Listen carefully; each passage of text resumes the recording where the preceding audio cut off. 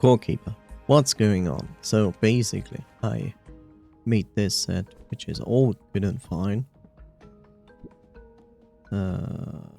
All good and fine.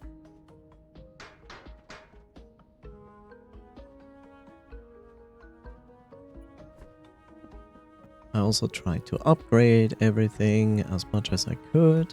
And yeah, as you might see, I have also to see if I still have like these things.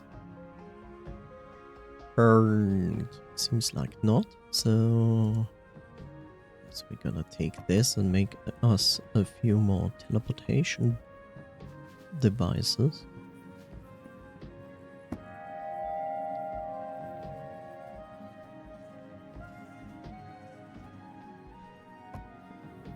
Yeah.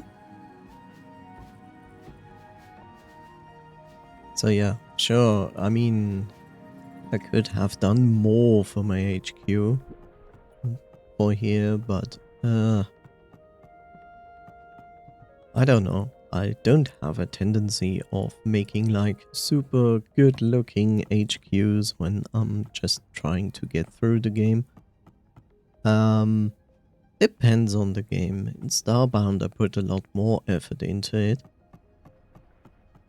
But right now I see no actual reason to like, oh yeah, now let's make this like super duper good looking, yeah. It's like, why? I'm basically 3 bosses away from the end. Actually 2. So yeah. What I'm going to do, though, is kill another worm yet again. In the small hopes that this wonderful worm is going to drop some ocean sapphires. Ow! Hello? I just arrived here. Don't just instantly put like damage into me.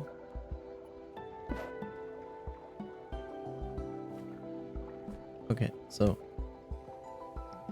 the bad thing is like this guy always respawns, which is okay. That's not bad.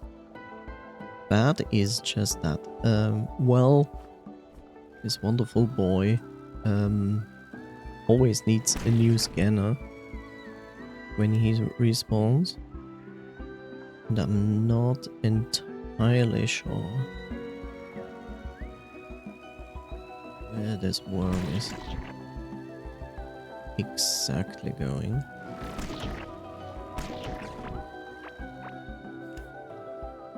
My best guess, it actually goes here.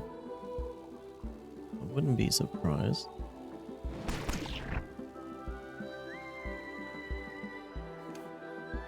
Yeah, seems like. Okay. Fast. Eat some buff food.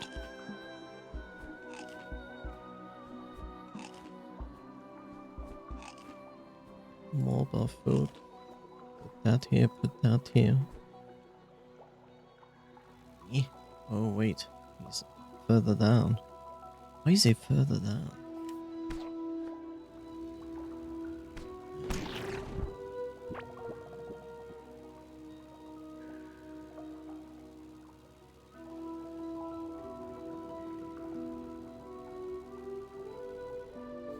How much further down is he? Jeez.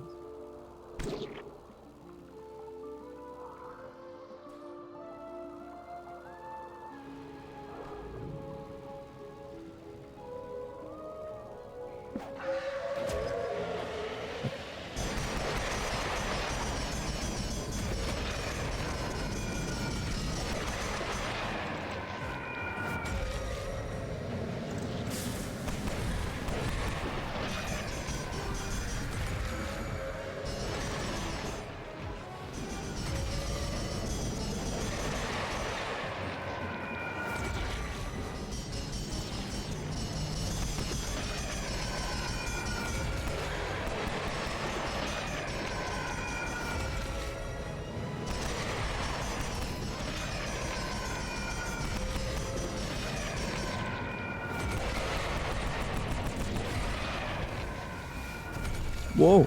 Okay. Hi. Okay. Whew.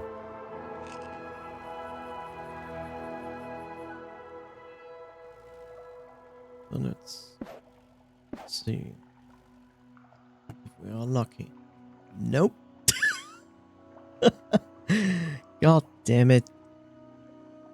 Well, at least it gives me a sun color. That is not the worst.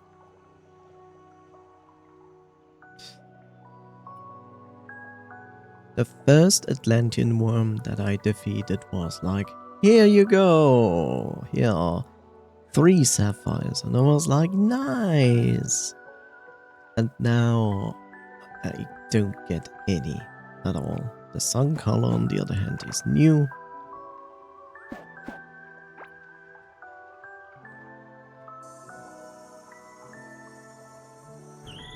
Yeah, but still.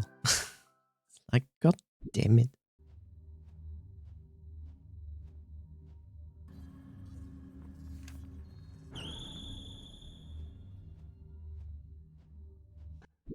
Hmm.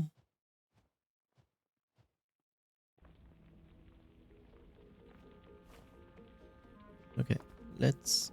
I just want to see what this thing even does. Ah, that's one of those, I see. Okay, I see.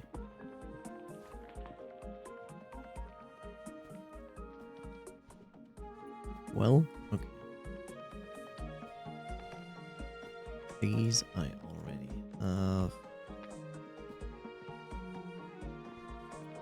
So yeah. Okie dokie.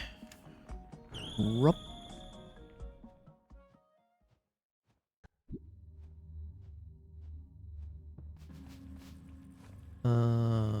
Let's put those away.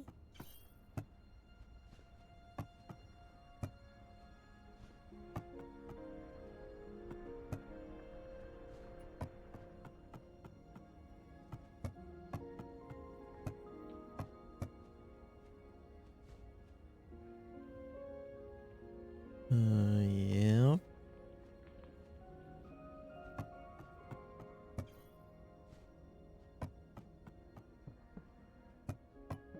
Chest goes here.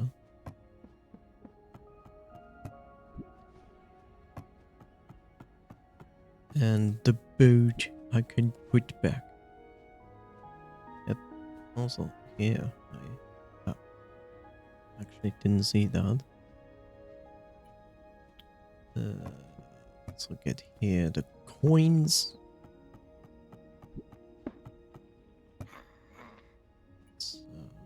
See? Okay, nothing to... Okay. But sell those, please. Okay.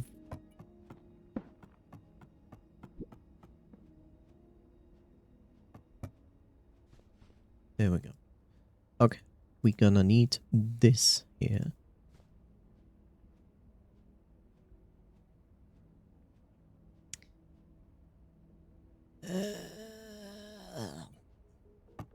Yeah. And then also buff food, but not this one.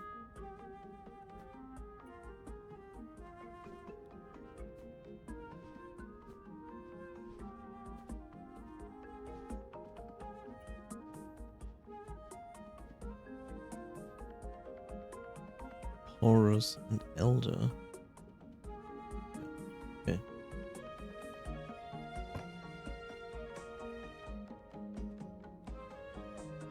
Okay. So next goal is gonna be well, this boy, which I was so smart to already put in markers. So I can actually go here since he's about to go up. It is far faster to go here.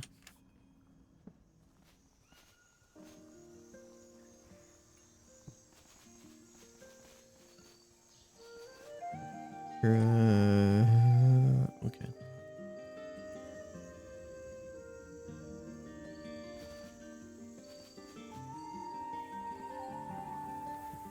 Over here.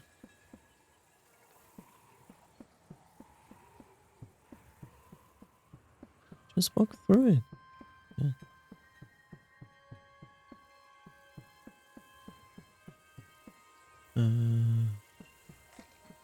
Yeah, I am.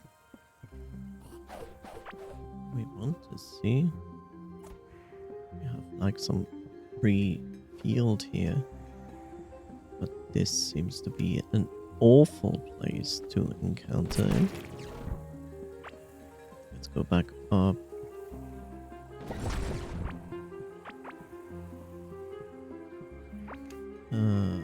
Further to the right. Is this a dungeon?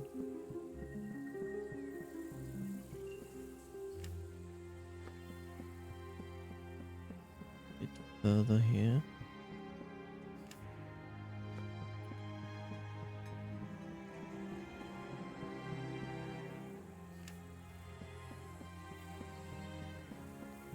This is not the greatest place to fight him.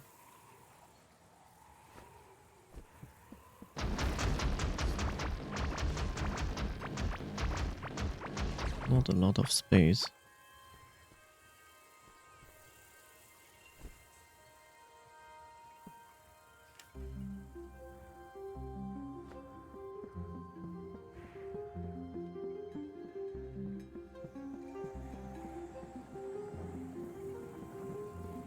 Whoa, bro. You're fast.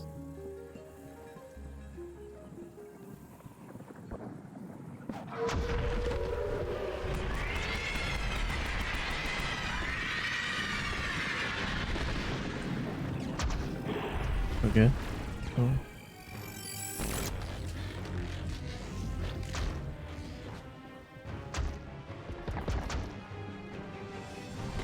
Why is he cheating?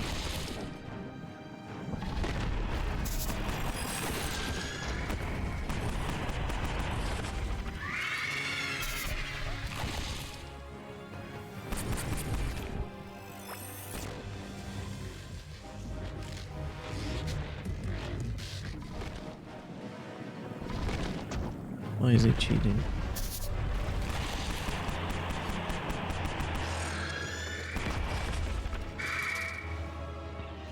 Why is he cheating?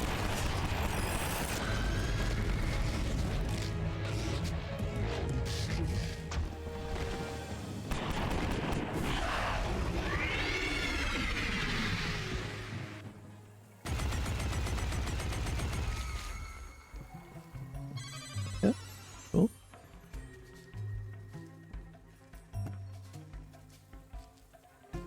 Hydra Bone Sword.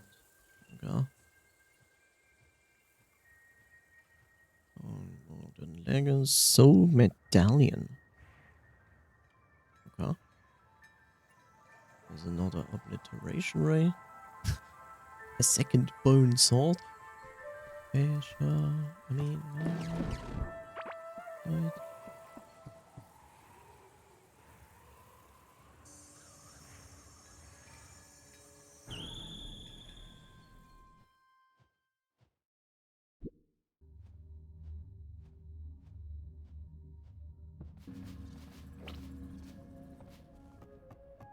The Hydras are weird. I mean, they have first the shield, which is okay. But then when they fall down, sometimes you can attack them like once. Or then 2 times. Maybe I just did too much damage. That they have like a tolerance, you know? At this, like they have like a timer. This amount of time you will be stunned on the ground.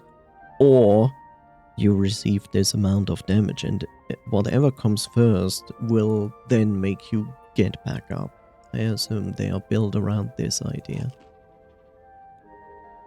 I wouldn't be surprised.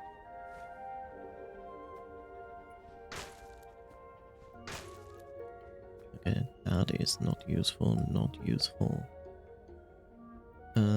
These are fine, don't need that, don't need that, that is gonna be sold. I don't need the obliteration ray because I already have the next weapon in that category.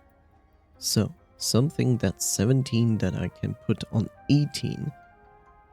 Potentially this.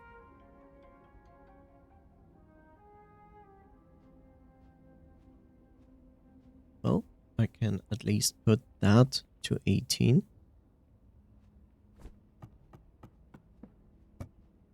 For that, I also need these. And let's also repair.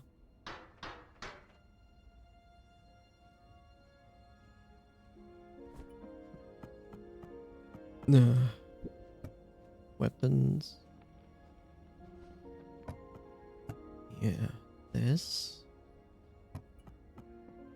Put that wrist away. This. Chests go here.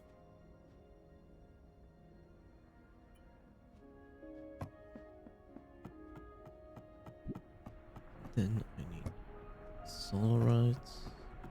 Speak of solarites. Here.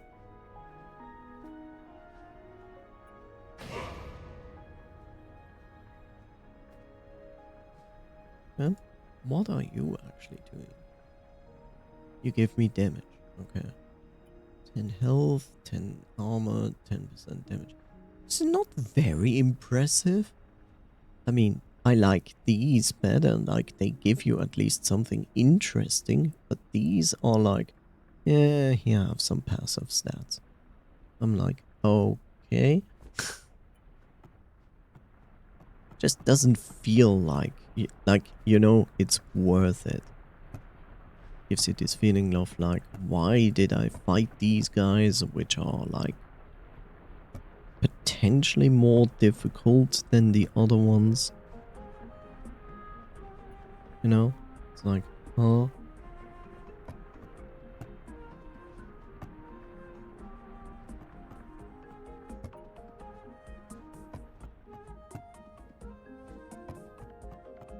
Okay, so now I can put that in. Man, I wish I had Ocean Sapphire.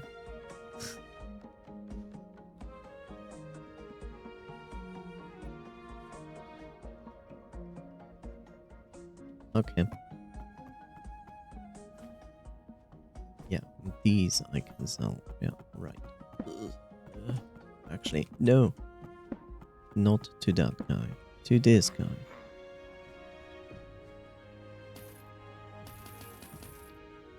Buy these. Because.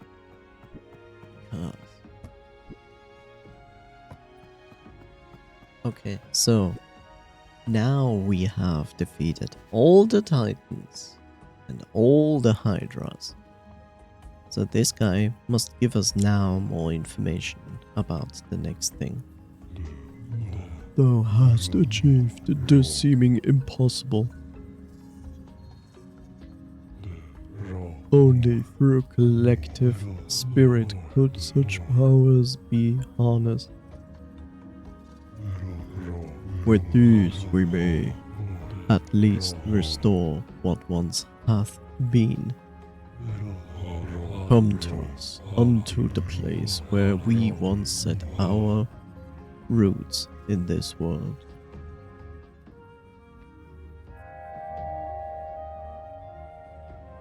So bro, this instrument, it hath fulfilled its purpose. Come to us, the barren place, or bar. You know, bro, this looks like an O. Could you like use a font where E is really obvious? Find us the origin of the world. The origin of this world.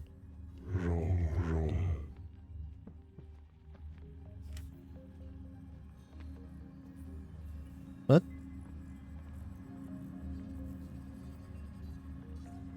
Oh, you're here. Huh? What?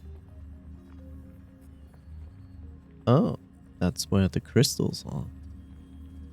I see. Interesting. And yeah, there's still this guy. Which I'm like... eh. The thing is this. I get this guy. He's optional, by the way. He's not a boss that you need to fight. The thing is, where you fight him is also the moment where other enemies could join the fight at any given point. Which makes me like, not the happiest.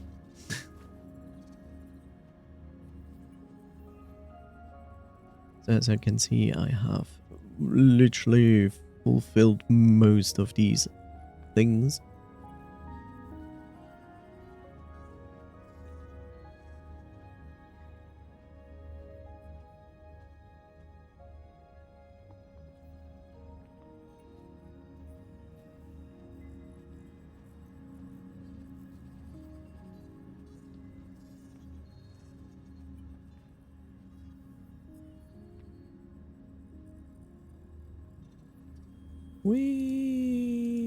Okay. I will take these to the crafting place and make myself, well,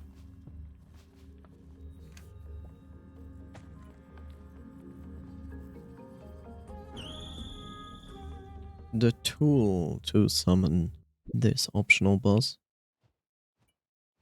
Weirdly enough, I'm more afraid of this optional boss than actually on the other thing. Oh, good. No, that's the scanner. We need this. We need ancient gemstones. Oh, okay. Makes sense.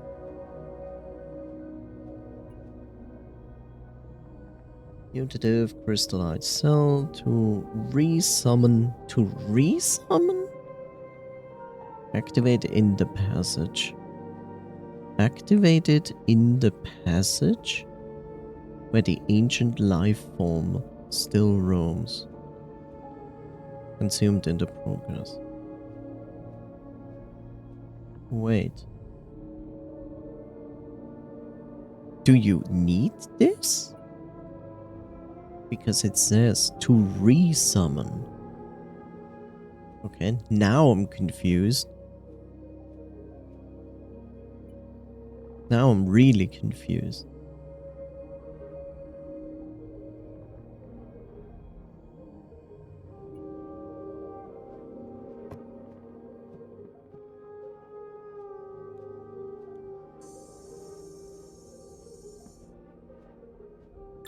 I'm gonna pause this just so not something can attack me while I'm looking something up. Keeper.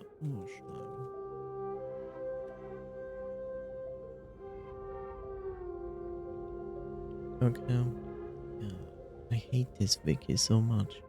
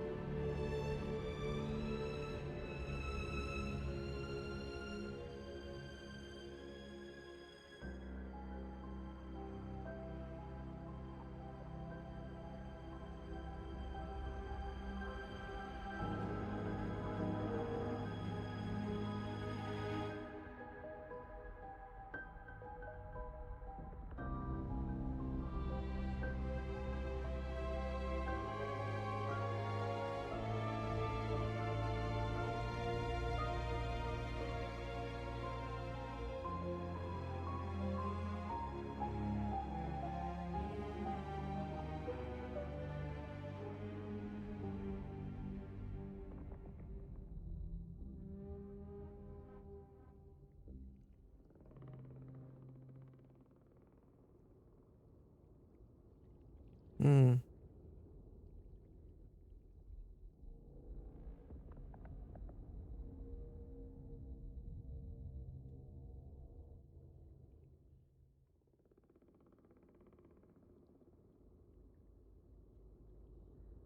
Okay.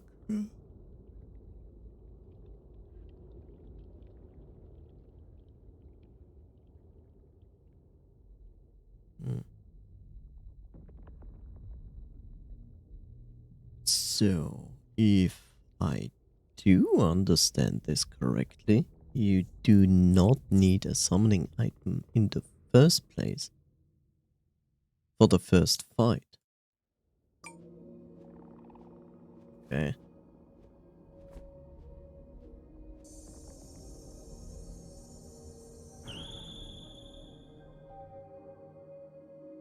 He instantly can kill you on contact while he's roaming the map. Not when you fight him, but when he's like on the move.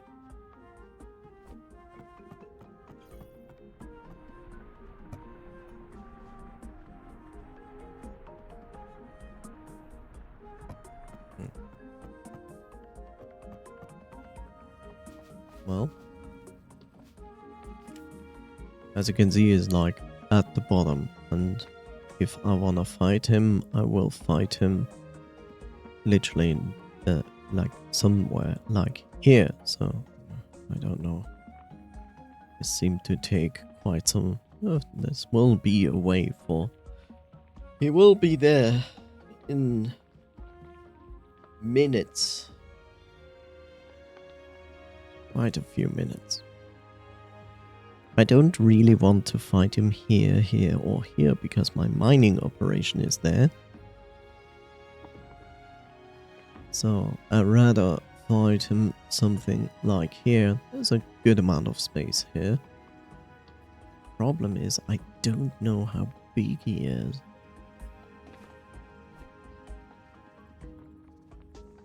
Ugh. Wah, wah, wah, wah.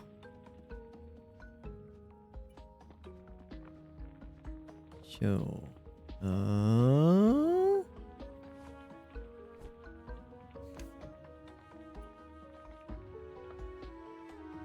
30, 30, 30, 30.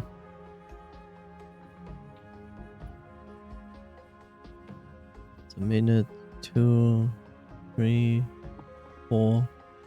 I guess around in 4 minutes he will kind of appear. That's my best assumption.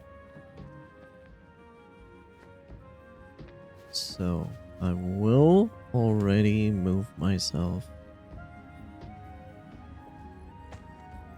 up there.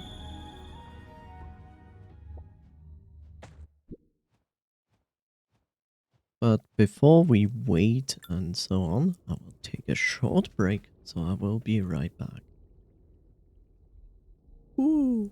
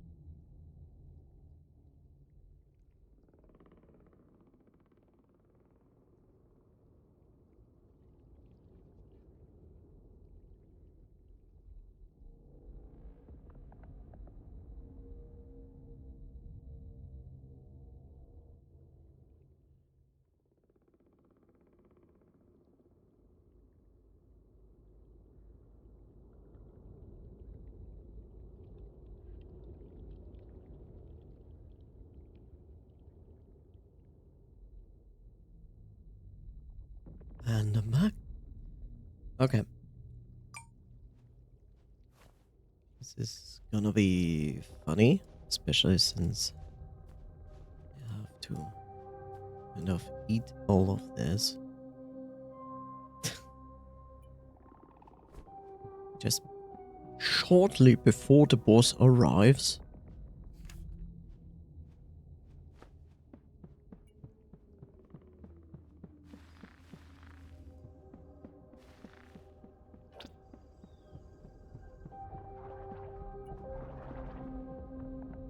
Yeah.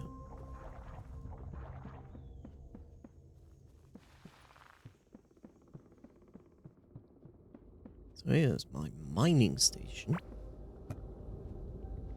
which I'm not here to. What?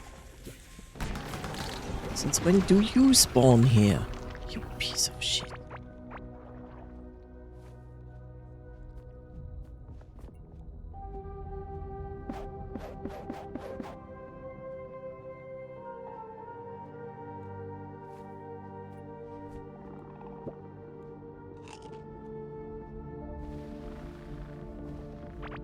Okay.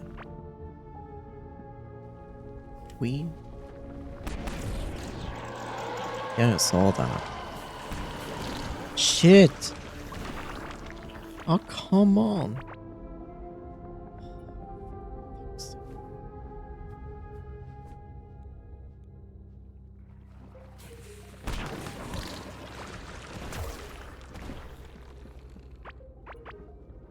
Are you kidding me?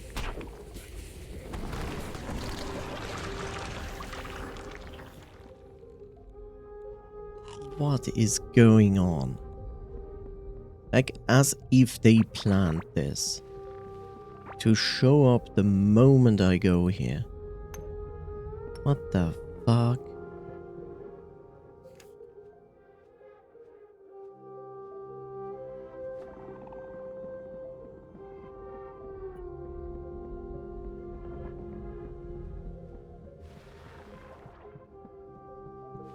Okay.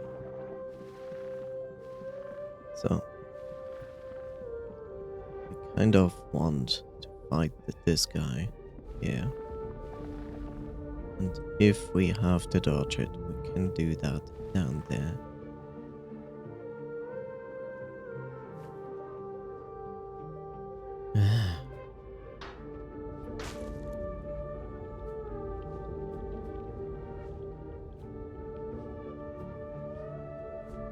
Okay, let's have a look where it is. Still a good chunk away.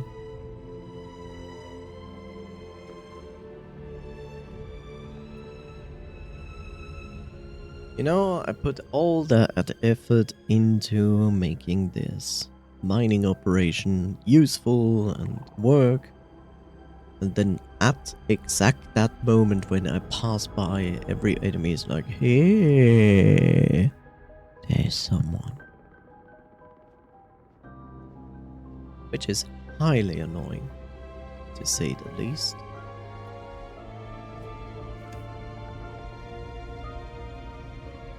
Okay, still a little bit away.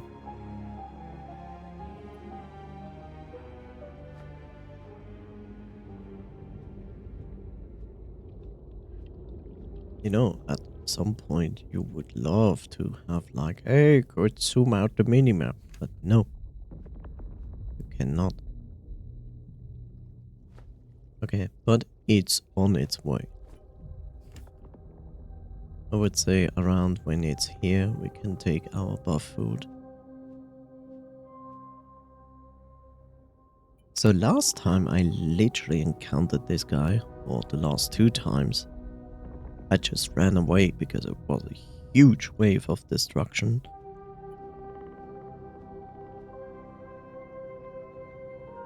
So I hope that below me here, that I can run there to be safe. I don't even know if I have to attack him from behind. That just the front is this wall that instantly kills you. Yeah, I see you. No.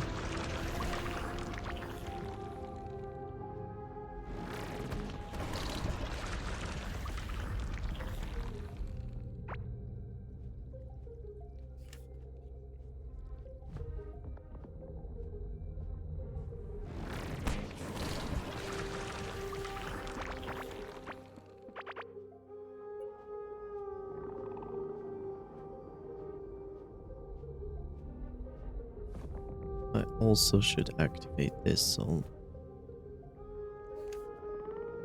Okay, soon here.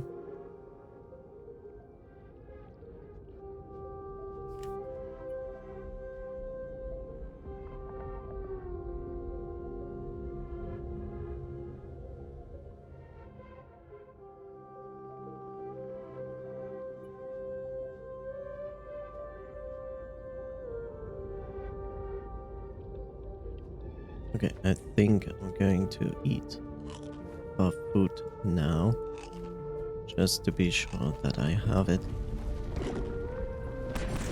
Piece of shit.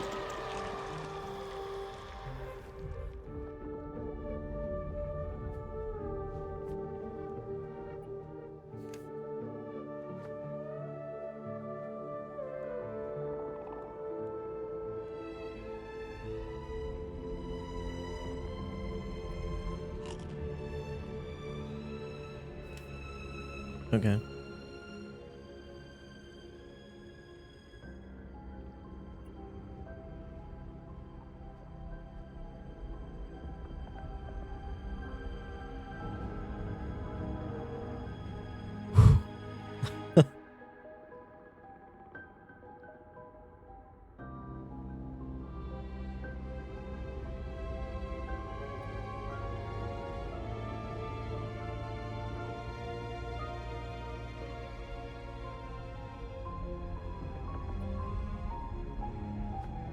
Okay, here we go.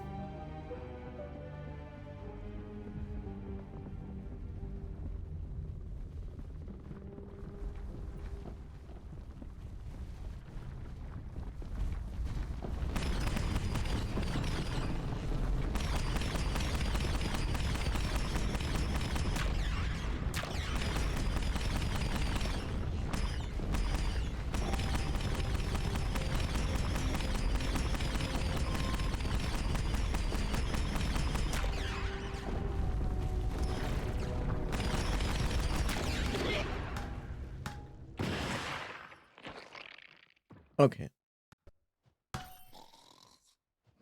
That shows me that this boss is bullshit. Like, okay, good. It has these. You need to destroy him to make him stop. This is, But that's stupid. Because you take a good amount of time of destroying those. And I know you saw, like, the worm coming out of there, right? That is our actual main boss. But that main boss has a soft cap of 25% of his max HP. So you need to attack this part 4 times to kill him. But if, you know, and then he goes back inside, and then these things regenerate, these 3 bulbs, which you have to destroy again. But that means, and that's the worst part, that literally means that you need to destroy 3 parts, then he comes out, then you attack him, then they regenerate, and my best assumption is he will then continue to move when these recover. And that makes this boss dumb.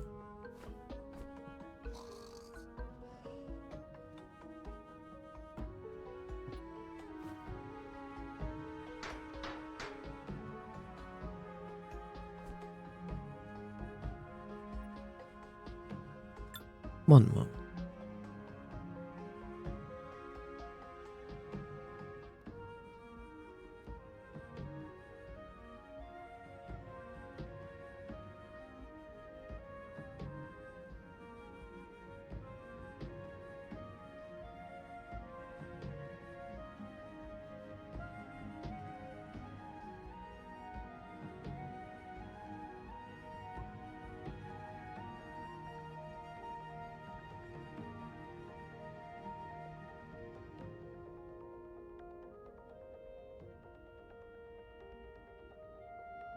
Urslime.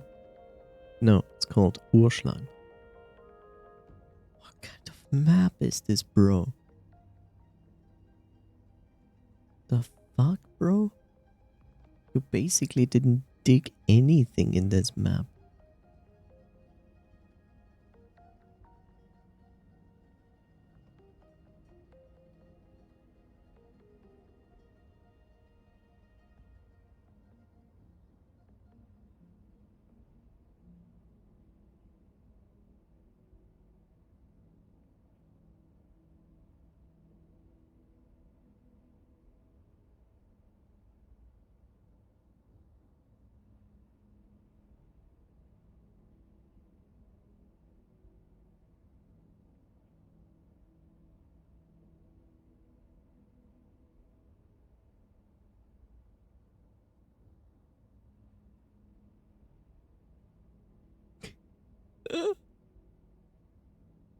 What a great video. He's like, oh yeah, I'm going to leave it down in the chapters below. I look at the timeline of the video and go like, dude, there are no chapters. You're lying.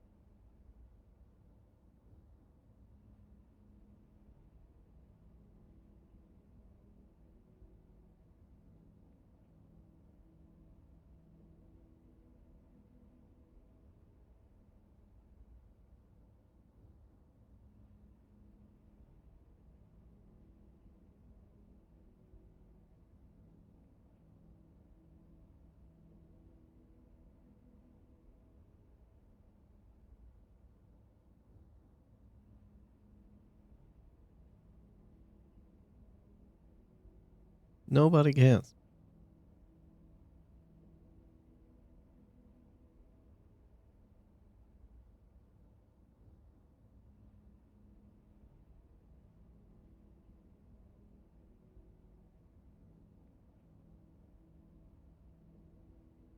You can.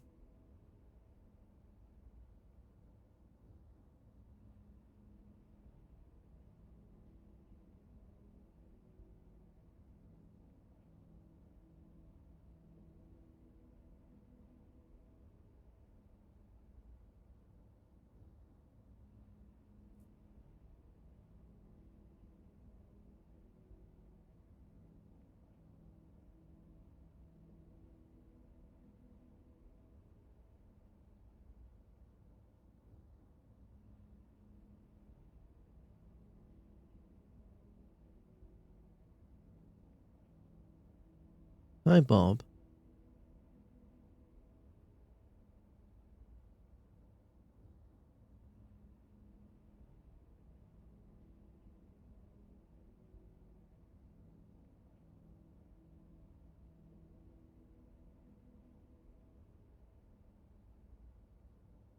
This guy talks and talks and talks.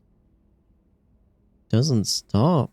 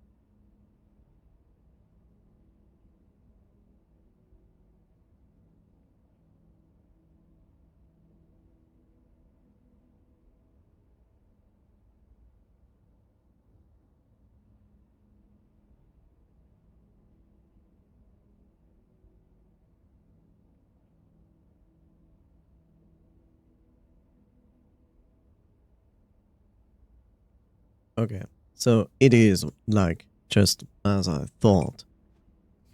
So the idea is more or less actually that you uncover a good chunk of this track here, which means like this is like an entrance area into it, and there is a ring like this going all around the map. And the idea is literally that you uncover a good chunk of this map. And I would say you will probably need a quarter to defeat this boss, if not half, or like 40% of a ring. Because, like I assumed, you have to defeat the 3 bulbs, then the boss comes out, you can damage the boss at max of 25% of his max HP, then he goes back in, the 3 bulbs recover, the wall starts moving again, so you need to constantly be on the move while you kill the outside of the wall. So, and because of that, you also need to know how the map is, because when you do not know what's coming behind you, then you might get stuck. And if you get stuck, you're dead. Because this boss is always going to kill you when it's moving in one hit, no matter what. In other words, this boss is a bitch. Yeah, fun times. Makes me almost want to try again. No, not really. Also, you're not really getting great things from him. Like, he drops an item set, but it's not that amazing. He drops 1 food that gives you 100 life, max life, and the rest is completely neglectable, so... Woo! Let's do an audio save. So yeah, you know what? No, let's just go to the actual final boss. And as far as I understand, the game is probably being like, okay, here's the end and this. But it probably also then gives you an ending and then puts you back here. Because you can fight the end boss multiple times.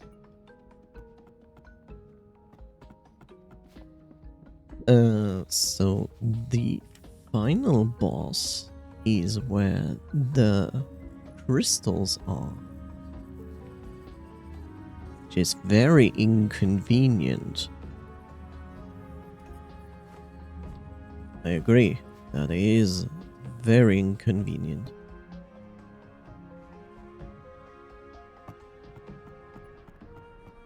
It is inconvenient because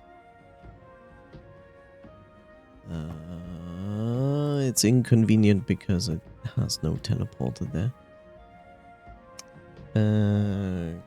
Coral, iron, copper. Coral, iron, copper.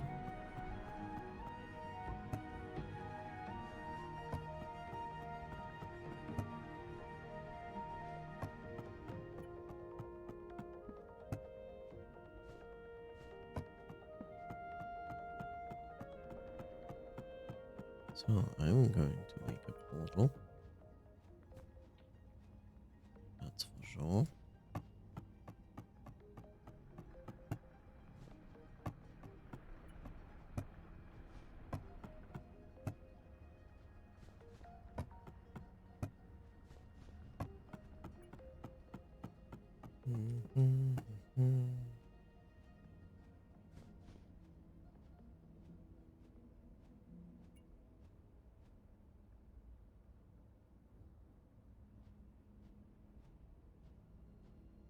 Yeah. Okay, so this is a good distance from any teleporter. Kind of fun. Not really. But we're still going to use a teleporter. So, going to teleport here.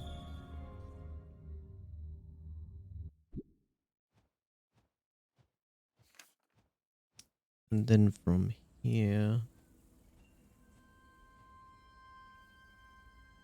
we want to go up a little bit to the right and further up.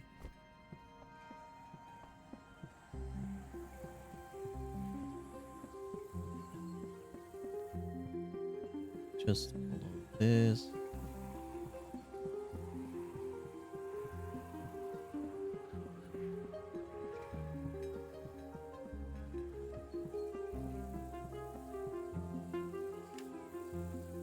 And we go a little bit to the right and then top. Yeah. Go in here. Up.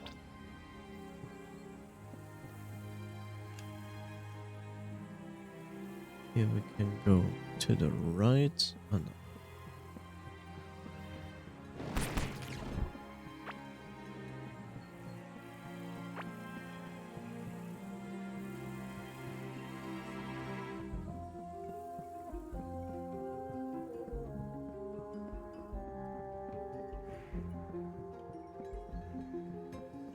this brings us to this place,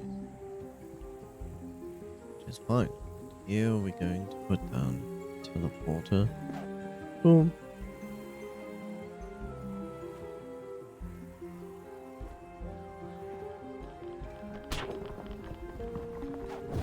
Are you kidding me?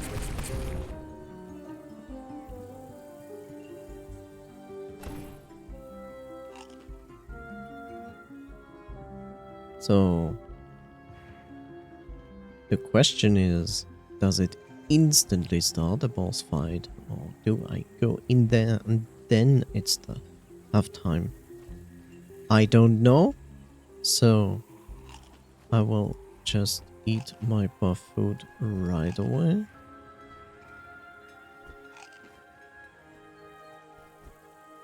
And let's see.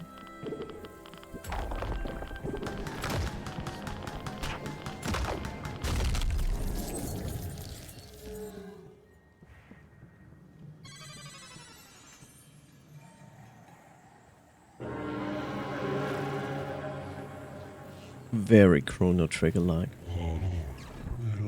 Our world long ago hath been erased.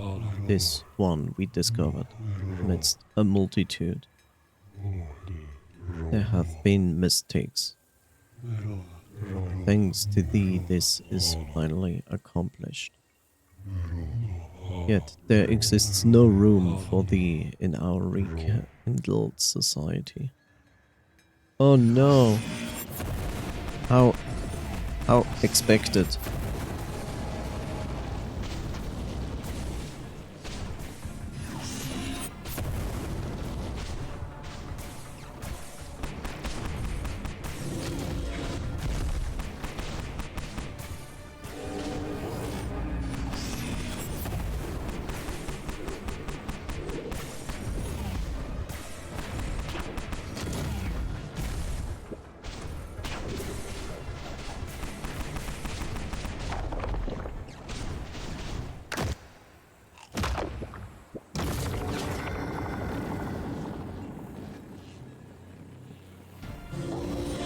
Oh god, it's an Indian boss.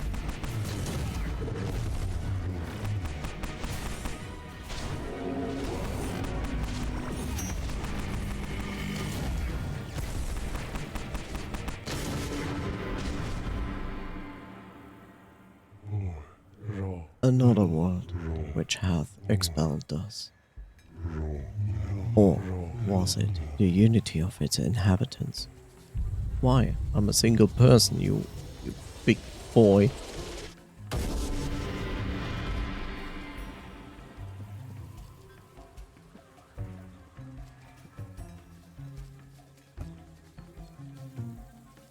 Jungle emeralds. Yes, that's what I need. Core Commander Greaves. 25 damage dealt by you and you all nearby allies. told me about. Enemies take 67 radioactive damage every other second. Not the worst, not the worst. Void gun. Projectiles pierces through enemies. Okay. What does this look like? Oh my god, it's actually a weapon throwing black holes. That's amazing. I like how all these things were already part of the Chaos Staff.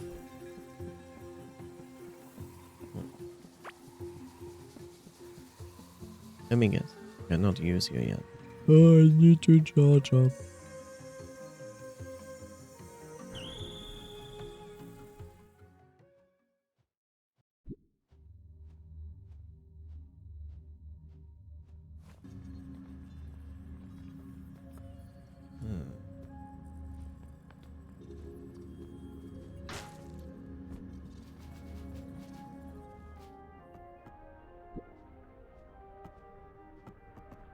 You know, that is something I always criticize about games.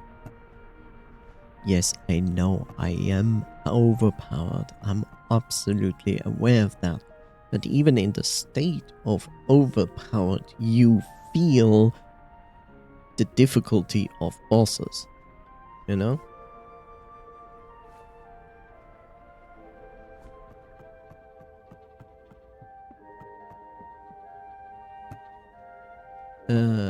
That's not what I wanted.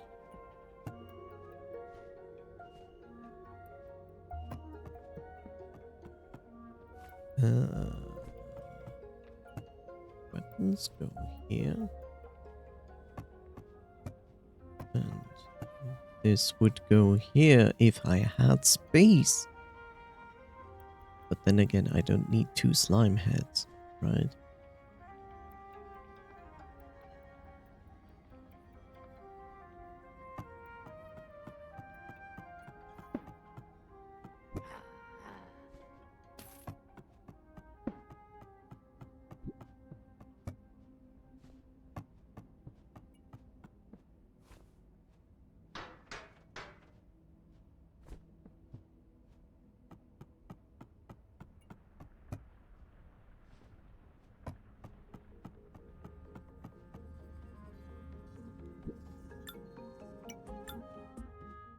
Oh, wait.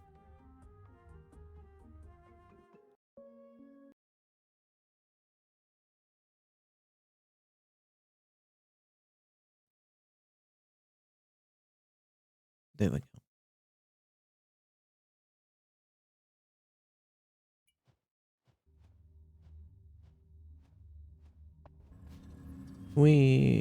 And now? What now?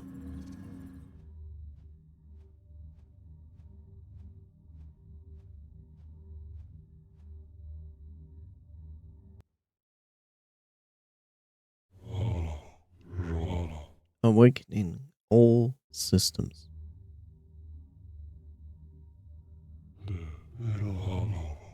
There was a present. It hath now departed. My deepest gratitude. With our combined efforts, I shall return thee to where thou camest.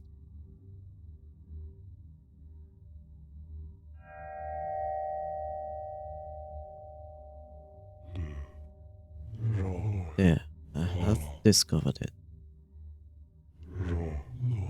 If ever thou findest your way hither again, let us be a force of brilliance.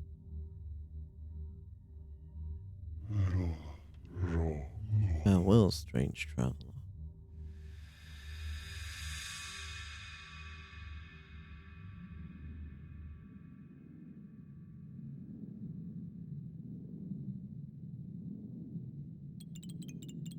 A place far away from anywhere else. You recognize the faces of your friends. As they help you sit up, you feel something poking your back. A peculiar crystal humming with energy, and then you remember. The unity you have experienced and the story you have to tell. Even if we are far apart, there is a path in our collective heart.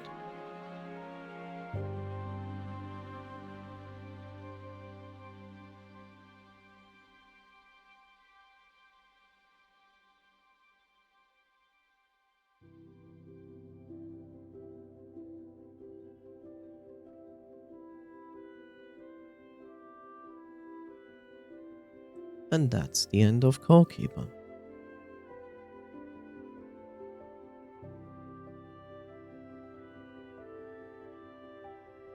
I think I have good and bad things to say about this game. In general, it is a good game. So if you like sprite-based games, sprite-based games, this style of game, and you like exploration games that have less focus actually on combat, more on the exploration part. Yes, I know there are constantly enemies and so on. Yes, there's fighting, but I consider fighting in the sense of bosses. I feel like this is a top side. And I feel like this is a bird view perspective Terraria.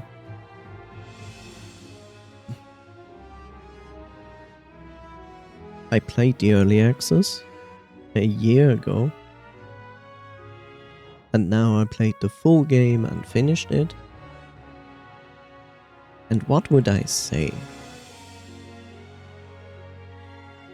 I mean, I looked a little bit at comments, what people said about the game. I intended to play the game regardless, no matter what people said, because I already knew it will be a good game, and it is. But I find it really, really funny when I literally read comments of people like, I don't know what to do. And I'm like, how? How do you not know what to do? Huh? The game is built from the ground up to give you access more and more the further you progress with the tools you can make. So it literally leads you like that to where you should go, you know? It has things in it that are quite well hidden. And it is, of course, not a problem because the map is huge. Let's not forget that. So I didn't discover all the secrets. For example, look, some of the secrets are obvious and some of the secrets are not. Sometimes you discover things and you obtain items and you know and you have them and go like, I don't know what I'm supposed to do with this, because it's not really going to tell you. But you can figure it out, because if you find something that is like blue, aka rare, and you don't know what to do with it, most likely you will figure it out down the line. So there's a legendary sword that you can make. I had like half of the, or almost all items to make it. But the problem is these items were well hidden. They're in certain biomes at very specific places. So if you want to find them, then you basically have to search for them, which means a lot of digging. Sometimes you're lucky and you just come into, sometimes you're lucky and find them by chance. Then there are the music rooms, which are also hidden because you have to find them. They are not like on a map. You have no scanner from them. But it is worth to find them, especially during the moment you literally like are playing the game. So in the sense of like, okay, now currently you play in this biome, like you didn't progress beyond this biome yet, and you find a music room, open it, because most likely it will have good equipment or items in it for your current state.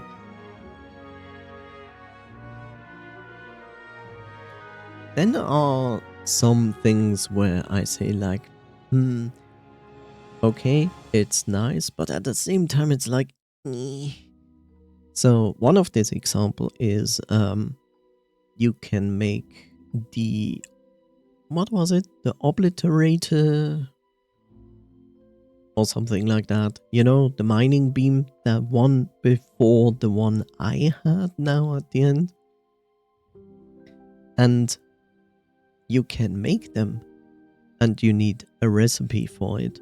The recipe is dropped by Igneous, the molten mass, the big magma slime, which is not really one of the easiest fights.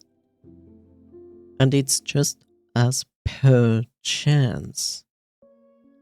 You know? It's per chance that the thing drops. So there's a good chance you have to fight Igneous multiple times before he feels like to drop the recipe. And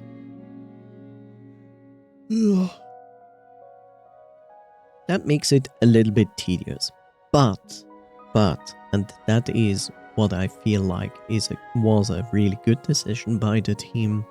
They also make it possible that this can drop from an enemy in a later biome, and there is even the chance, and there's also the chance it might drop from the fire hydra. So there are 2 additional sources where you could find, where you don't even have to build it together with the recipe. It's just the weapon itself. So that's good.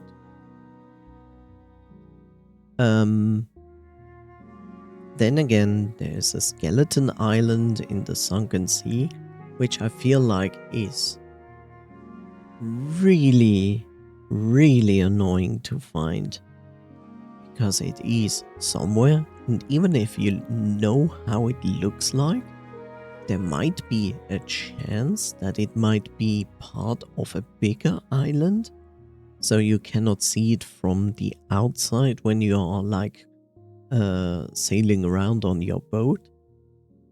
I explored, I would say, around 60-70% of the sunken sea map. I didn't find it, and I gave up. Like yesterday, I even played some Core Keeper for like 15-20 minutes just to find this damn island, and I didn't. It's like the sunken sea is so huge, it's ridiculous. And in this specific case of the sunken sea, I feel like, yes, the devs made this kind of a little secret island in the sunken sea for the people who are like really into exploration, and they put like a really good item there, which is a ring that increases a lot of damage. And on one side, I get the idea from the developer who says like, I wanna reward people who are either lucky or are very much into deep exploration of our game. And I get that. But I would also say it would have been nice if the developer also gave us another option to find this island. You know? In the sense of like, there is a possibility to find a treasure map. And this treasure map like literally acts like a scanner. So treasure map is an item, of course. Like the treasure map doesn't exist in the game. That's my suggestion. That you make a treasure map that acts like a scanner, which you can use, and then it places a marker in the sunken sea where the skeleton island is. Now, how do you obtain the treasure map? That's a good question. And I would say probably the best thing you could do is that an enemy drops it with a low drop chance of like less than 1%. Maybe from tentacles, which would even make sense. Like, imagine someone has this island, discovered it, and found or put a treasure chest that on there and put like the treasure map into a bottle, threw it into the sunken sea, and the tentacles literally like snagged it up. So it is like a drop chance of like, I don't know, 0.9, 0.8% where it can drop. You know, give the player like chance to find the island even if they are not into deep exploration of your map, because it's still a good item. Like, give these options, because some people are more into, I just wanna straightforward go for my goals, and killing tentacles in the sunken sea is something you constantly do anyway. And making the map basically a low drop rate gives you still like this feeling of accomplishment of like, okay, I'm rewarded for killing all these amounts of tentacles, and now, oh nice, didn't know that this island existed. Meanwhile, others who do deep exploration of going like left, right, vertical, up and down and discover most of the map, it's like, yeah, okay, good, they will probably find it on their own. So this option, I feel like, would be beneficial for everybody, because it takes into consideration that there are multiple types of players in your game, and you're like literally keep these players away from items and content by giving only one option. Missing music rooms, on the other hand, is not the worst. Like, it's not the worst, okay? But it's not the worst, but I would also say, like, for example, if you want the legendary sword, I think you need to find 2 or 3 specific music rooms. And I would say, like, yeah, okay, good. But even that, I feel like, is less of a trouble than finding this skeleton island in the sunken sea. I don't know, it just felt far more tedious and far more difficult to find, and I didn't find it, so then the other thing. What else? So it's good that you get like, you know, it's good that like at the base, the thing here is going to tell you where to find these bosses. To some degree, some bosses you will automatically encounter. It's also good that you can resummon the bosses. Then down the line that you can make the scanners, which is also great. And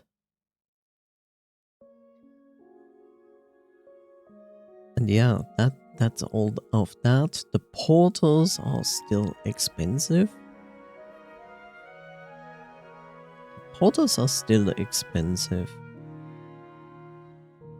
But I don't really wanna criticize. Like, when it comes to the portals itself, sure, when you first get it, you're like, holy shit, that's a lot of materials. But when you're like when you're in the last 50% of the game, I feel like resources are not that much of a problem anymore, for the most part. But there's one reason, not, there are two kinds of resources I feel like the game needs some adjustments. So, for example, when I kind of got in the second half of the game and like a lot of things go and say like, hey, we need mechanical parts, and it's like, oh,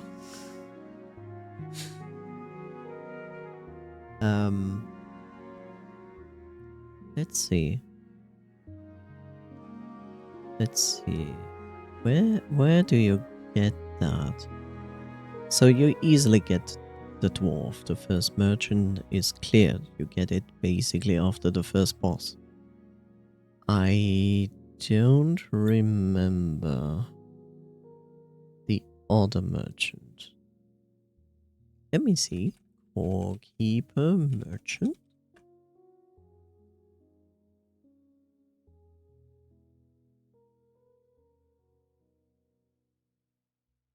So the cloaked merchant is the mysterious idol, which is from Gorm. Okay. There's a seasonal one, which I didn't have. That.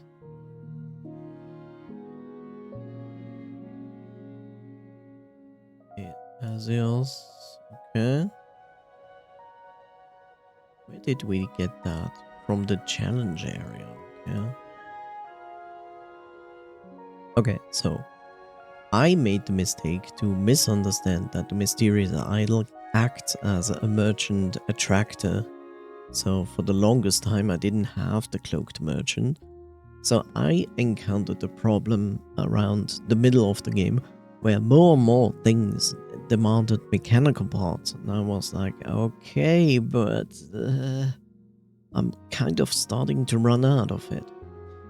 It also becomes a problem because like you need mechanical parts because like you might consider start making farming stations of enemies where it is usually very beneficial to have like turrets, but even turrets cost like 4 mechanical parts each.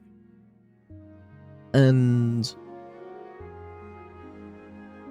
I guess I would say mostly I did the mistake of not putting up the merchant the moment I had his item because I misunderstood that it was a merchant item. I didn't read it. That was my mistake.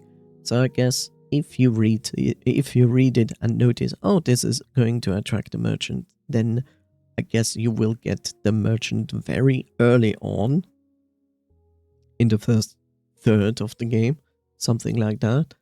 And then you can constantly literally buy mechanical parts from him. Apart from that, if you reach the Sunken Sea and you do like the dungeons, the cavelings in there have also a good chance of dropping mechanical parts. And also you can then take their spawn tiles and make a farm. So yeah, I will not criticize that. I would say like, yeah, it's fine. You can make farming stations and you get the merchant and you should always buy the restocked mechanical parts every time from the merchant. And then you should not really have too much of a problem. But what I can criticize are the gems. The ocean sapphire, the jungle emerald, and the desert ruby.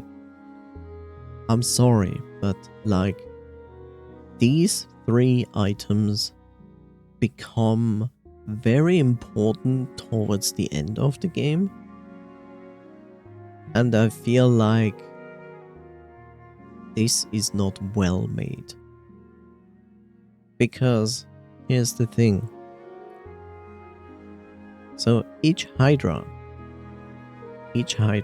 has a chance of dropping like to their biome accordingly gems.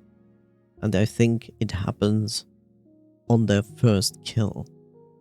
And I also think like on the first kill of the worms in each biome, you also get like gems from them. But in consideration that you need 1 gem of each for each equipment you upgrade, which means helmet, chest, hands, 2 rings, a necklace, and then you also might use this to upgrade certain weapons and probably also consider to upgrade multiple weapons. And then each Hydra needs 1 gem of each.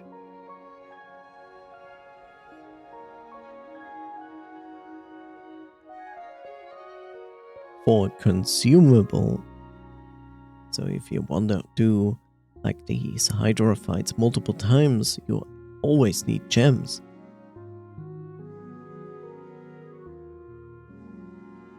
If I remember correctly, yeah. And gems have no reliable source to get from.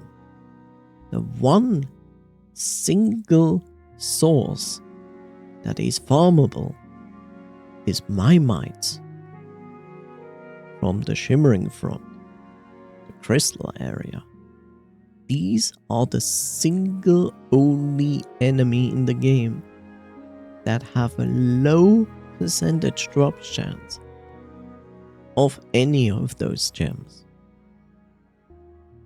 And there seems to be, at least it feels like, I know it's more or less random, but in my game it felt like there was like a huge disadvantage towards ocean sapphires. Like I got like emeralds, and then occasionally I got like rubies, and I barely got any sapphires. And here I would say like, okay, good, you have Mimites, and Mimites can drop these gems. Okay. First point, please increase the drop chance from Mimites on any of these 3 gems. You don't have to go bonkers and buff it like insanely, but higher please. Like really higher please. Make it a few percentage. Like make it a few percent in drop rate. Please. Because it is a pain to farm these. Because you have this tendency, if the wiki is still right, then Mimites near the Azios wilderness drop emeralds. Near the desert, rubies. Near the ocean, sapphires. And going into the biomes of the Shimmering Front, nearby those biomes, in the small hope that when you kill Mimites, that they might drop a gem, is horrible. Because, yes, okay, occasionally they did drop something, but like I said, I'm not sure if the wiki is still up to date, that it has actually an influence that the biome next to the Shimmering Front influences what kind of gem the Mimite drops. Regardless, it is extremely tedious to go through the Shimmering Front killing my mites in the small hopes that you might get, occasionally, rarely, a gem. So that is tedious. And then you can also set up a farming station, but I don't know, even the farming stations felt like horrible. Like, sure, I got a few gems out of my farming station. Maybe my farming station wasn't even ideal. Maybe I made some mistake with the spawn rate, but it felt like the spawn rate was like abysmal low for my farming station. Like I said, I might have done mistakes there because there are certain rules when it comes to spawning tiles. So, might be just me. Maybe. But, like, making such a important item tied to one enemy at such a low rate is really tedious and very annoying for the player. Yes, you have certain bosses, like each Hydra in the first kill will drop accordingly their gems, but it's only 2 and 3 gems. That's not much. Like, literally, that's not much. And then they literally do not drop it anymore. Or at least I was extremely unlucky, I don't know. Like the Atlantean worm as well drops sapphires the first time I killed it. But afterwards, and I fought it multiple times, none.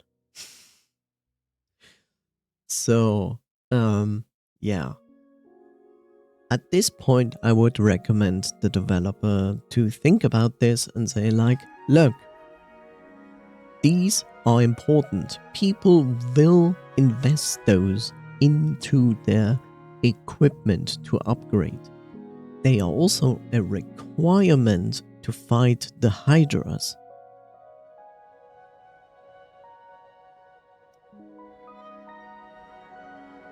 And if you want to keep farming Hydras, you need even more.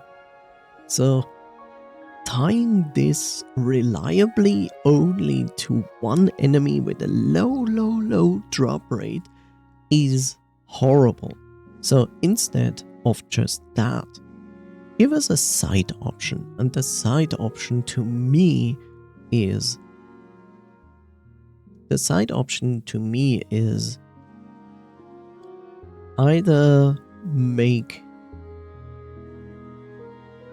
either make a reward from the main eye here, this thing. Like, make it a reward when someone finished all 3 Hydras. Let it be that this thing is like, oh yeah, I have something for you. And even if you think like, okay, this thing cannot really give you something physical, then like, make it like, I will scan for you a place where there is a reward for you, and then let it scan, put a place marker on the map, and you can go there and you find a recipe. And then you consume the recipe, and then let's say for the easiest part, it gives you the choice. It gives you a new thing to craft.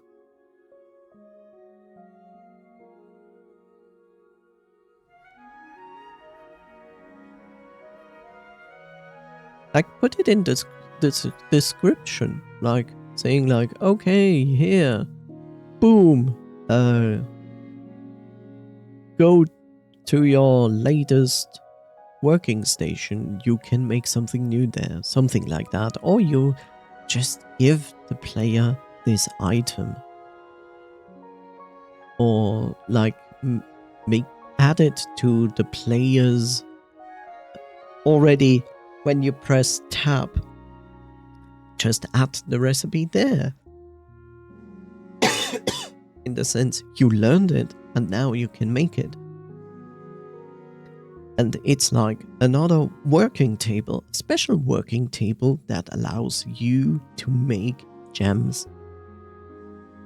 And then make it somehow sensible. Like, make it somehow sensible that it is not crazy in the ingredients, but allows you to make these gems.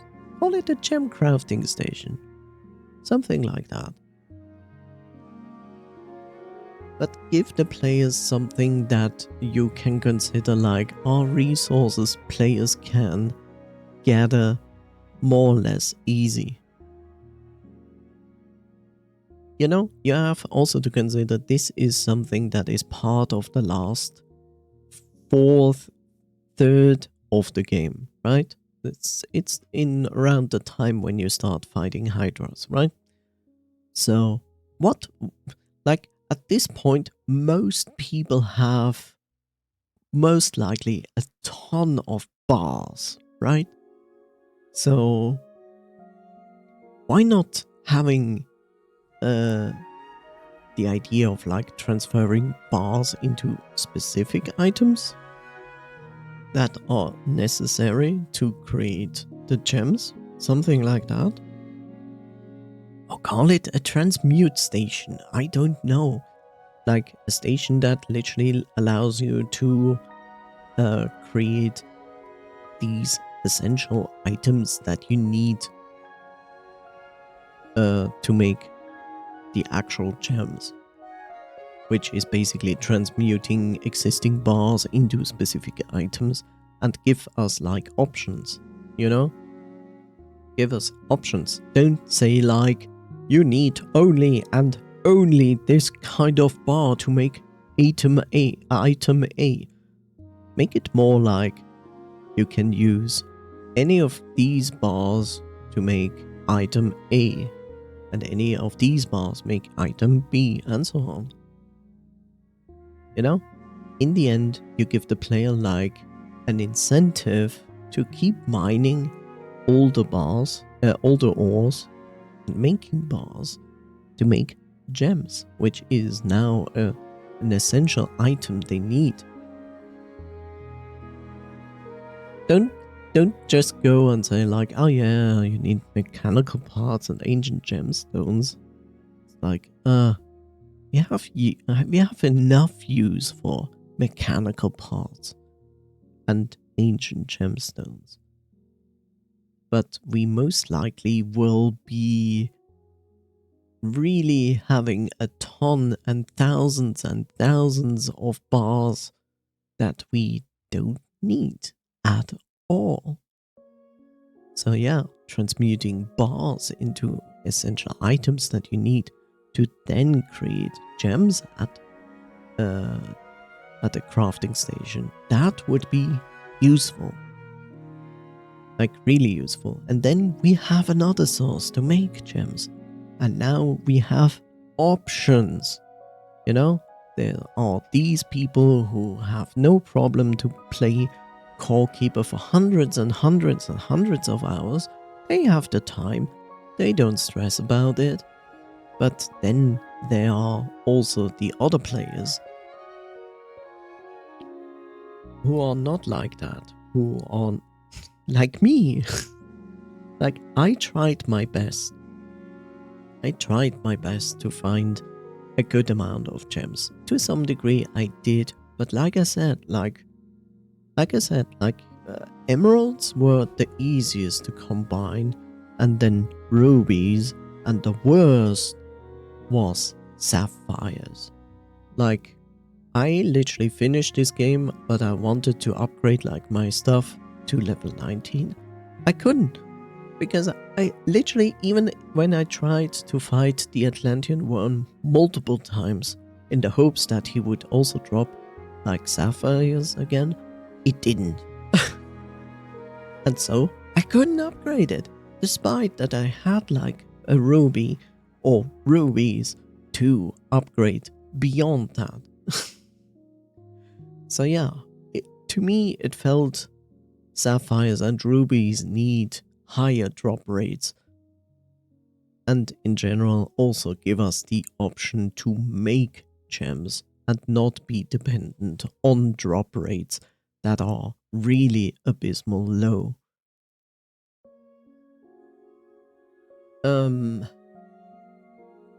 Otherwise, I would say this is a really good game. I think it is probably even a ton more fun when you play it with a few friends together, because then you can also split up some tasks. You know, some people can then are responsible for gardening, someone can do fishing, some can do cooking, others can do exploration, others can build up farming stations, some can build the base. Like, there's a good chance of doing multiple things, and I think that's good. Um, that. What surprised me, on the other hand, and I guess that is something where I say, like, that surprised me. So I played the early access version, and when I played it, back then, there was the thing that you were like, okay, I have my inventory, and you are not yet at the additional 20 spaces of inventory. And you're very glad if you find an item that expands this inventory space. So back then, it was like, okay, I can make something new, but I need wool. And wool drops from goats. And you can find goats and cattle in groves. And there are two things here. Back then, it was not easy to get a lot of wool. So it took some time to actually get an inventory upgrade. I kept that in mind when I started the release of this game. And I was like, oh yeah, cattle, goats, yeah, I need to keep them safe. And I need to keep them producing stuff. Because I was like, oh god, wool is going to be important. And then I had not much problem of gathering enough wool and make the item, and after that, wool became useless. I'm not sure, like, I think even the bed needs only wood and fiber? So, I don't know. I also have something that I'm not sure if it's still in the release of the game or they changed it. I'm not sure. So, one of the biggest problems in the early access version was you had the groves just like they are here in the release game.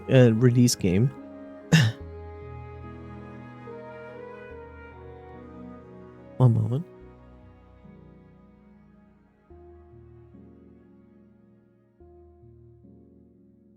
So you had that. Problem is, if enemies come into the grove, and I speak mostly of mushrooms and cavelings, they came in and killed them. The cattle, the goats, they just kill them when they see them. And this is the biggest problem. This was the biggest problem back then, because these cattle and these goats, they do not respawn. So if you lose them, you lose them. And that was something I was like, bro, what are you supposed to do? It's like, sometimes this happens when you are not even there, you know? And I'm like, look, this is stupid. So if I have a map and I'm required to have wool to make some items, and I can't because the enemies broke into the groves and killed the animals, how is this going to help me? Like you literally make it possible that some people might not be able to craft some things because they cannot get a wool. And I found that not acceptable. And I think that,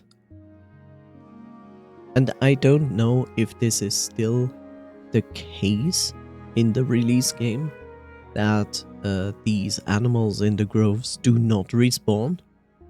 If that's still the case, then I would encourage the developer to think about this and be like, look, you create a map at the beginning of the game, so therefore you have a database where it says like, these many goats, these many cattle, right? So, make the following. Make the following. If this number that you have of cattle and goats, and they drop below that, then start a timer of, I don't know, 20 minutes, 30 minutes, that then respawns the missing cattle/goat in a grove, or in the respective grove, whatever. But make that, because otherwise you kind of soft lock player out of specific items, because when every cattle and goat is gone because killed by enemies, then these players cannot make those items anymore. They are literally forced to invite someone to their game or visit someone else in their game to trade wool.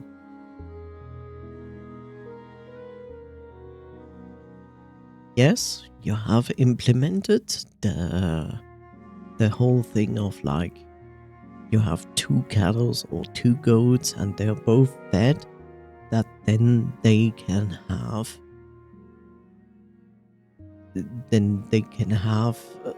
children. Okay, that's nice. But like I said, if they die and they never respawn, that's a problem. So I would recommend to fix that if that's still in there. Just to make sure that, that everybody is not locked out of this system of making things with wool. Speaking of wool, it is used for one item? I think now? I think we use it for one item. Then again, we might use it more for interior stuff, like carpet, I guess. Since I didn't actually put interest into interior designs, that's a good point. So yeah, but like I said, the criticism with this is there, and yeah. What else? Hard to tell, but I feel like in the beginning bosses were better balanced than the bosses later on. Because later on the bosses feel extremely damage spongy.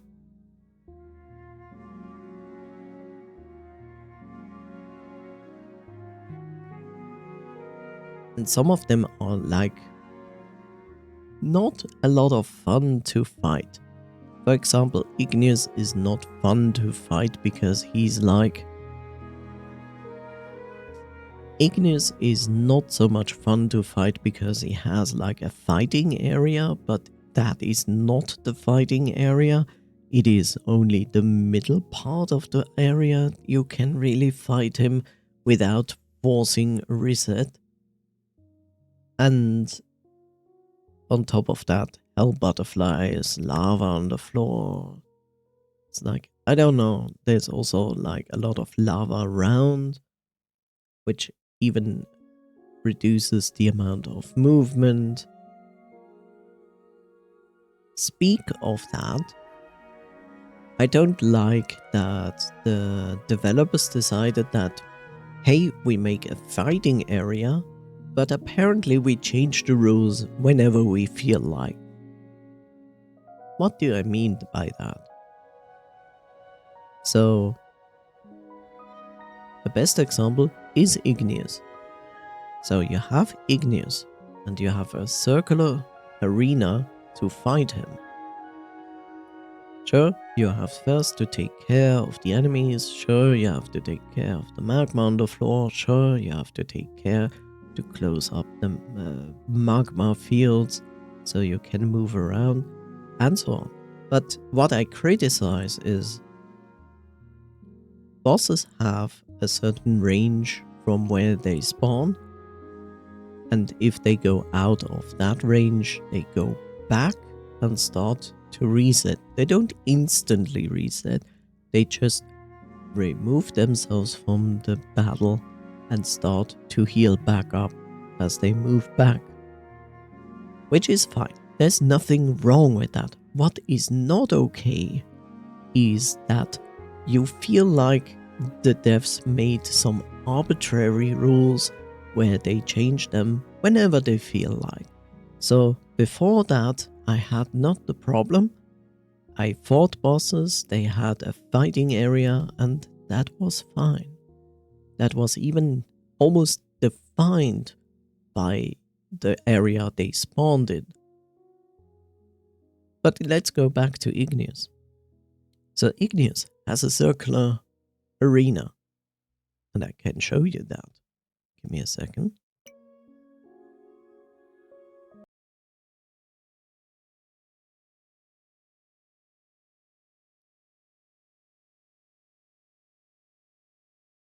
I will show you that.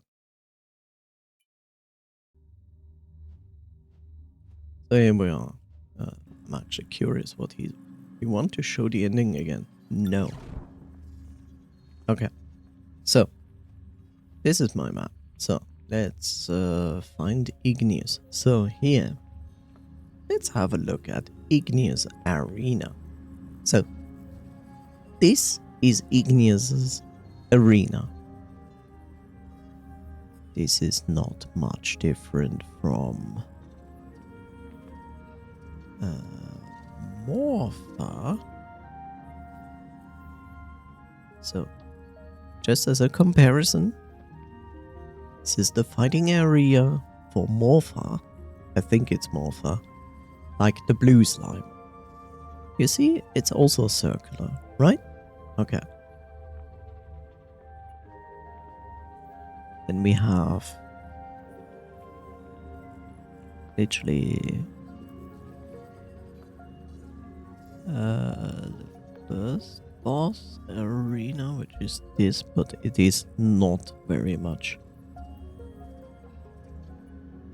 See, you cannot see much. Here we have the boss area of the Hive Mother. So, just as you see, like most bosses have a circular arena to fight in. So what I criticize is basically this. So you make this, right? This is the arena. And the boss spawns here.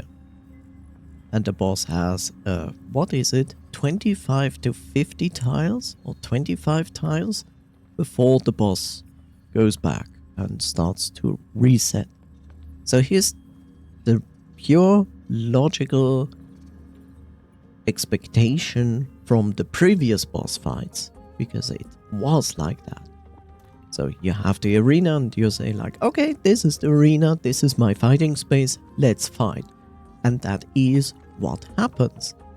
So in every other boss that you had like this kind of arena, you knew, okay, this is my space, I can fight it.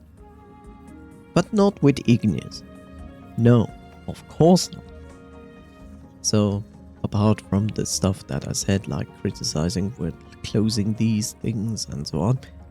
So, if I come in here, I built here a separation, but let's assume they are not. When I come in here, what is my assumption? My assumption is that from this line on until he, like, my assumption is this here. This is material I cannot destroy, right? So my assumption is this is the end line. This is the end line. This is the end line. But this boss doesn't do that. Instead, this boss is here in the middle. And your fighting area is this. So when I fought this boss for the first time, I went in and blah blah blah. And he came too near and I ran out here. And the boss reset. And I was like, what is this? Because think about it, right? Point.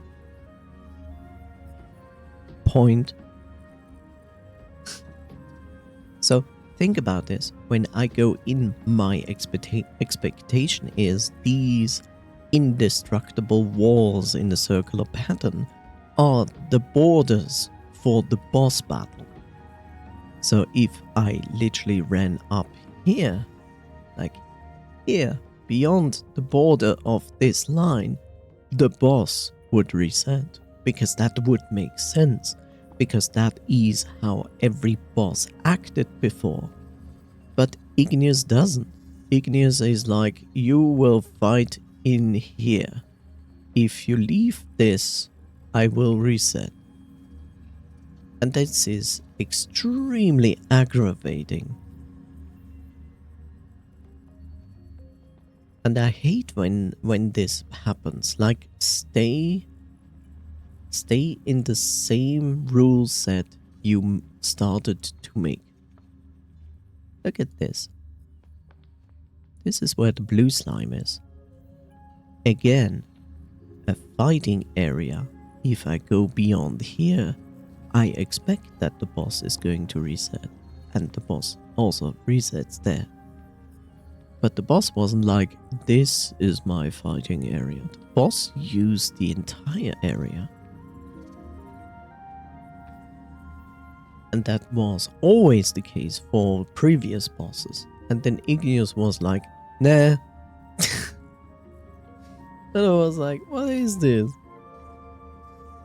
Even here, with the poisonous mass, which is basically spawning, like, yeah, used all this space to fight.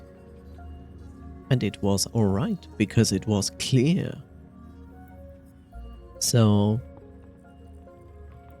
devs don't make a rule set and then change said rule set without even telling us or make sense of it. Don't create a rule set of saying like, this is an arena and as long as you are in this arena you can fight the boss, but if you leave the arena then it resets, which makes perfect sense. And then make a boss and say like, no, he uses maybe 60% of the arena from the middle on, and if you go outside of that, but you're still in the arena, he resets. It's like, no. Then make the arena smaller. Make it clear. Like, make it clear. If this is the problem, then make the arena only this big. So it's clear that this is gonna be the space to fight in. This is bullshit. And I wish you would not do that. So as you see, this is my map. This is basically what I did. And as you can see, I have explored a ton of the Sunken Sea. This is a dungeon, by the way. And I didn't find the freaking skeleton island. Not at all. Nowhere. I don't find it. It's like, it's certainly somewhere. I get it. Maybe it's still like somewhere here. there's also always the chance that it might also be here, here, here, which I cannot see from the outside. So I don't know in the generation of the Skeleton Island if it is always visible from the outside, from the shore of the island. If there is an instance where you cannot see it, make it only as big so you can always see from the outside that it is Skeleton Island. I only say that if that's the case. If it's not the case, then it's okay. Then it's okay, but it's still like a huge pain to find. And yes, I tried this boss, but yeah, knowing that you need at least a quarter of the outer ring to be uncovered so you can efficiently fight this boss, probably need more than that, made me think like, no thanks.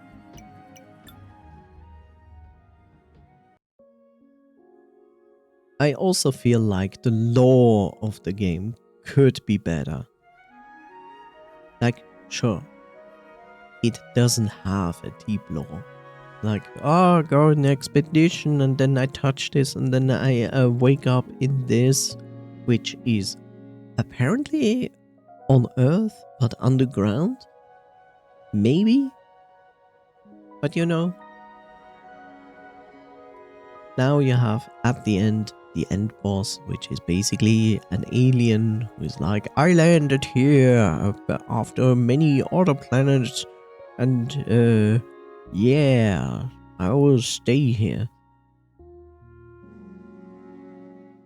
You know, it's a bit weird because it's like on one side it's like I have been searching for a new place to live and I always get shunned away, and then the first thing it tells you goes like, yeah, I'm going to kill you and like take over this place, haha. It's like, yeah, no wonder nobody wants you on their planet. But in regards to all of that, I feel like the game would certainly benefit from having more lore. And I cannot tell you exactly how to put that kind of lore into the game. Maybe you could solve it with books, diaries, pages people can find at very various places where it is not too difficult to find. Because in the end, it would be interesting to have some lore. What is this place? What is this old civilization that seemed to be highly technical advanced, but is like barely existing anymore? Like, what is this biome? Why does this biome exist? Like, what are the titans? Why do they exist? Like, a lot of very interesting information about this world does not exist. And I wish they would have put a bit more effort into that lore. For example, like the end boss, I'm an alien. I came from other planets. I'm looking for a new place to live. Which would all be fine and nice. And then the next thing is like, yeah, I'm going to erase you. And potentially the rest of your planet. Because this is mine now. Also, it seems to be very heavily inspired by Chrono Trigger, and people who played Chrono Trigger will certainly understand what I mean. So yeah, why not making lore and explaining this place, explaining the bosses, the cultures, and what happened over time to this entire place? Maybe even explain this thing here, which is kind of some ancient high-end technology thing where we certainly found other ones in the dungeons in the Sunken Sea, and only in the Sunken Sea. explain to us what this alien is. Is this alien even responsible for this? I don't know. It's like that, like a lot of stuff that would be interesting to know about is not in the game. You just have to make it up in your mind. And I feel like that would have benefited this game a lot. You know? I give you a dumb example. Take Dark Souls. Dark Souls has a main story, but all the intricate, deeper lore explanations in Dark Souls are explained through items, where they have item description and the environment, the enemies, the item descriptions, all of that can be pieced together into more deep lore knowledge. That doesn't mean that this game has to do it the same way. It doesn't.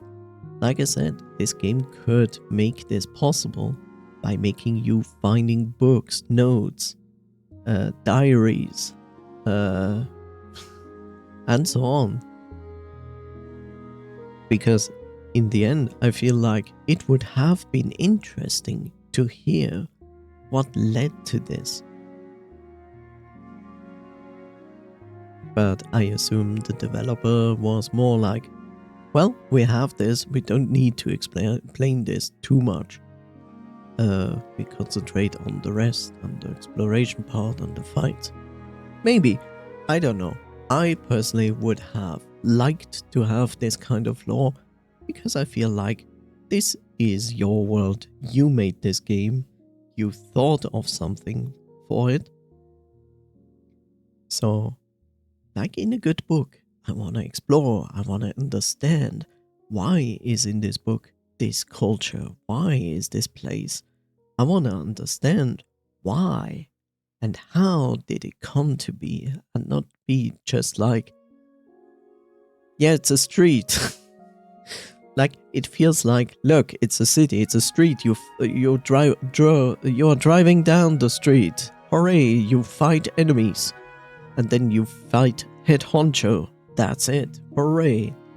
It's like, sure, you can make these kind of games, but it's not as bland as this, right? This game literally shows there are different biomes, there are different bosses, there are different cultures, different enemies. So it would be nice to have some lore information about all of that.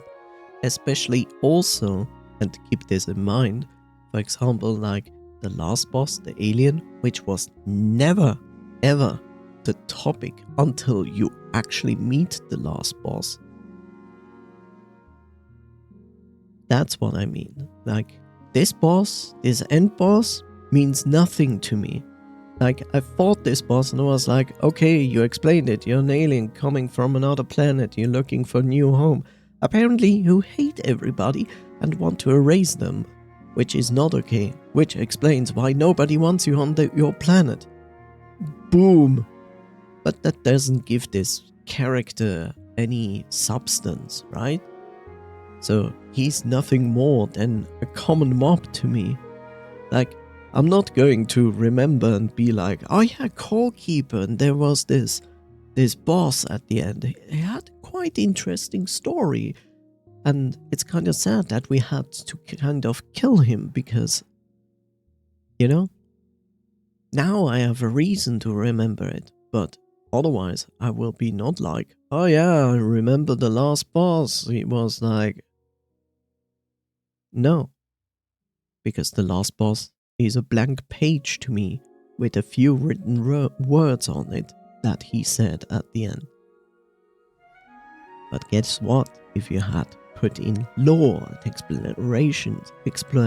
explanations of like, these biomes were not like this before, they expressed themselves later on, or like this civilization came in and then this biome started because they artificially made it or something.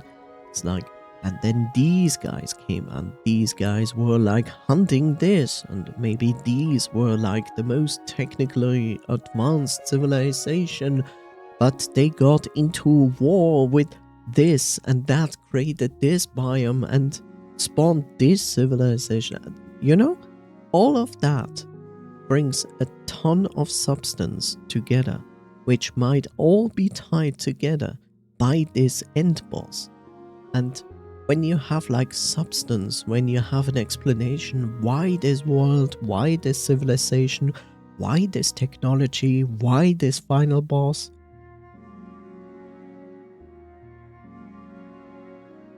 we don't know why the other terminals of this strange egg thing here are destroyed. Why is it only in the sunken sea and nowhere else? You know, why is sunken sea so hyper advanced technology, but at the same time the only cavelings residing in it are living in a medieval fantasy setting with magic and high-tech golems? Like, nothing is explained.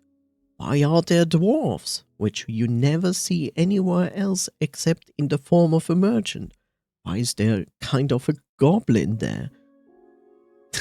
You know? Why are these merchants not hostile towards us, like the rest of their kind? You see? Like, all of that would help to give the entire game and the world and the cultures more substance, and maybe even enough substance to give a foundation, a good basis why we need to remove the last boss. All I know is like this is this last high thing terminal that exists that tells me like, okay, like I'm not even sure, maybe it was the alien just using this one to talk to us, which is also the option and probably the intention, because it says like, come to us.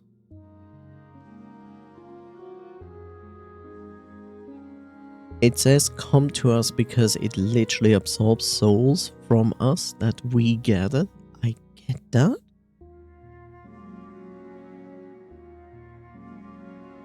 But is it explained why it needed those souls?